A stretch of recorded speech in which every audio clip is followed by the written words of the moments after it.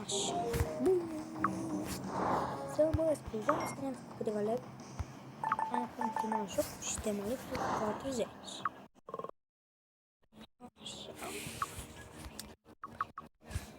Cum să vorbesc mai mult de clipul ăsta?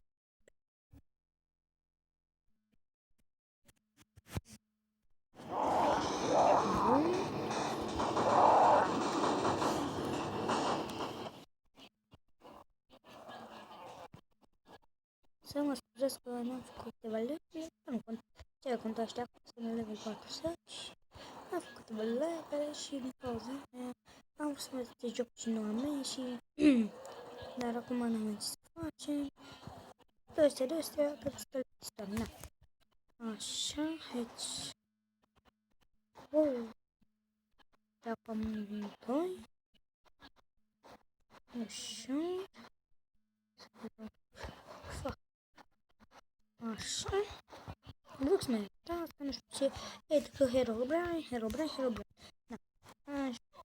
Oricum că să vă urmărează la canalul prietenul meu Cătălin. Aștept să vă fac cel mai scurt episod. 2 minute. Sau 1 minut. Sau depinde. Na. Să nu vă faceți scriși. Dați like. Abonați-vă. Nu contează cât abonați. Eu nu fac. Eu îmi fac aceste videouri pentru mine și nu pentru... Și nu contează cât abonați am. Contează că vouă vă place ce fac eu. Și nu contează că nu știu ce. Contează doar acesta. Nu contează like, nu contează nimic. Nu fac de plăcere. Este o plăcere, nu contează câte like-uri ai sau câți abonați. Contează doar că le faci ei. Na, trebuie să stau de o susținare de aici. Deci, asta a fost și cu episodul acesta.